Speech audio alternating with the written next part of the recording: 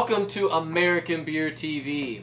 We are rocking out with some 12-12-12 Vertical Epic. Yes, indeed. From Stone Brewing Company. Right. And today, right now, it's on 12-12-12 when we're doing this.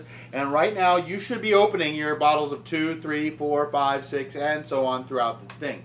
And some people are, but we're not doing that yet. We're saving that. So. Yeah, we have a ton of bottles. We're actually going to wait for the end of the world. We might be bringing you, if the world does not end, we're going to bring you some side-by-sides of those. Otherwise, but we wanted to get into the 12-12-12. Otherwise you're going to be asked out of our video. Sorry, guys. So, yeah, if the world ends, we won't be doing the videos. But wanted to get into this. So yeah, so this is the final chapter in the Vertical Epic series, and we kind of, it's pretty unique and intense, so we basically it is a Belgian strong ale. It's 9%, and it's brewed with spices. That's all they say on the label of the keg that I got. But we bottles, but looked it up a little further, and basically they're using, for hops, they're using Simcoe, Tettnang, and Willamette hops. Willamette. And then for spices, it's a shit ton of spices. Cinnamon, allspice, nutmeg, rosehip, sweet orange peel, and it says just a dash of clove.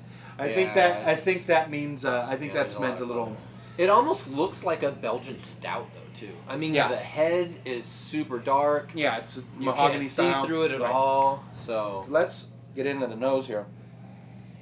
I'm getting that anisey. It smells like a stout. Yeah, anise and clove. Yeah, you get that kind of burnt roastiness. Yeah, as you spill it on yourself. Mustache is getting in the way. It's this flavor saver. Yeah, that's right. It just drips down. Like stalactites. Yeah, it's for 9%. It's funny. Like this beer almost seems like it's a higher gravity than 9% because it's really viscous. Yeah, it is.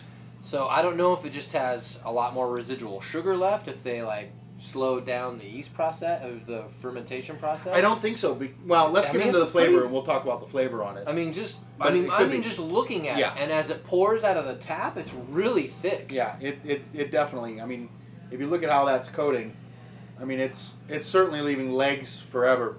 It's got a woody nose to it too. Mm-hmm. Not and but honestly, more like a cedary kind of cinnamon woodiness to it. Cinnamon actually is a bark, and it can.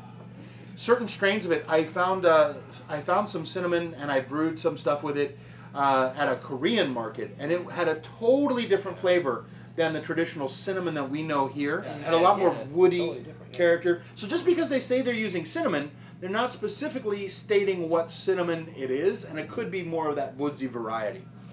And it's also a difference of whether it's really fresh or whatever. I doubt they just went down to the supermarket and bought cinnamon sticks. They're getting some really high-end spices. Let's drink it. Yeah, let's get a taste on it.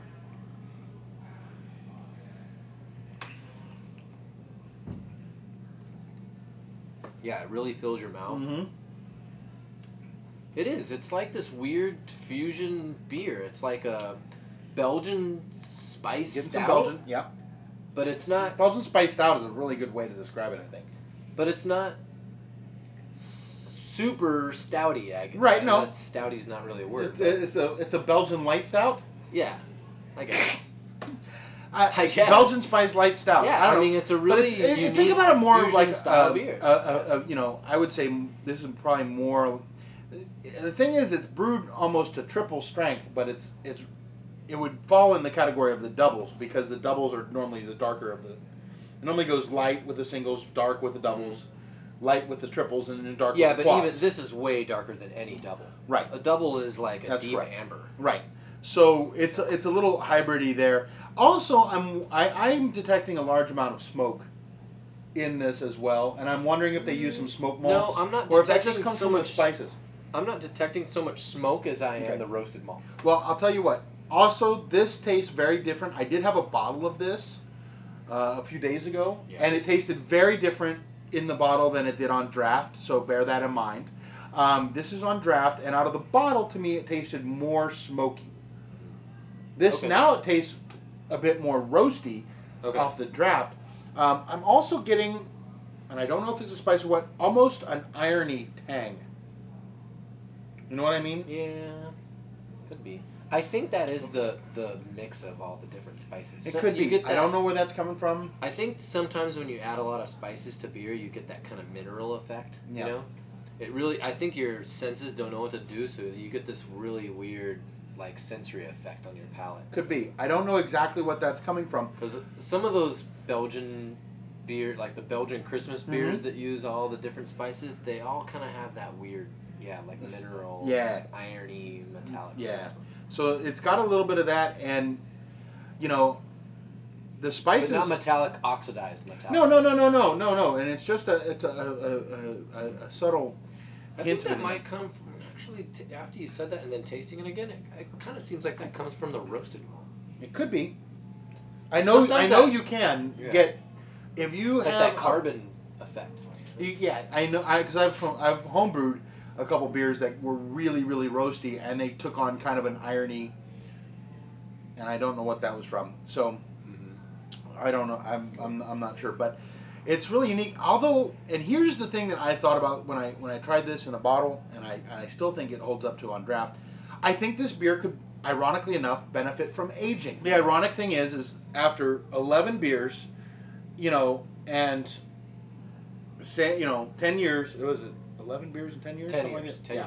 Of this project, I think he wants to leave it open for a sequel. He's been constantly talking about on the bottles how this twist and turn in the story, and it's an epic. It's based on an epic story or poem or what have you. And at the end of it, here's a beer that you're supposed to drink fresh that benefits from aging. Yeah, I was expecting this beer to be light, hoppy. I was really expecting it to be fresh, hoppy. aromatic. Right. Yeah. Right. I think this beer could easily be aged. That's what the Enjoy By series is for. Right. That's true. That might be why they didn't do it. But I think this could easily be aged, and I think it's ironic that the one that's supposed to be drank fresh with everyone else is one that can benefit from aging. It's got a point there. So, are you leaving it open for a sequel, Greg? I don't know. Well, I like this beer. I think it's really good. I have never had a beer like this. It's a really complex beer. Yeah, and it is very complex. And you're right. I think this beer you could lay down for a couple years and it would really change. Yeah. I think that clove and that spicy and some of like the minerally aspects of that beer would just kind of mellow out. Put this in barrels would completely change it. I think there's a lot you can do. I think even before you did the barrels, and I think what will happen is the spices will and the roastiness I think will a little bit deteriorate, and I think the esters from the yeast will become a bit more pronounced and will continue, and it'll dry out even more because there is a little bit of residual sugar in this. This is pretty dry, but it's not incredibly dry, and it'll continue to dry out a little bit and just create more. I think it'll be less spicy and more Belgian-y, which I think would be really, really nice. Yeah, I think it'll morph into a really nice beer. I mean, it's a nice beer now. I mean, and it's a very unique experience. So we wanted. That's why I think we wanted to take a little extra time with the 12-12-12 and talk about it before we're going to have a marathon. We're going to try to get through. I don't think we've ever done that. Do it, right? I don't think we've ever done that. I know there's a bunch of YouTubers out there right now doing a bunch of vertical series. I'm sure there is, but I don't think we've never done 10 beers in a row. Yeah. We've done 6. Maybe we'll just make it like an hour-long segment. That'd be awesome. But we've done 6, but we have never done 10 beers in a row. So well, cool. Well, thanks for enjoying the 12-12-12 with us. Yep. And get out there and drink some craft beer. Vertical. That's right. See you soon.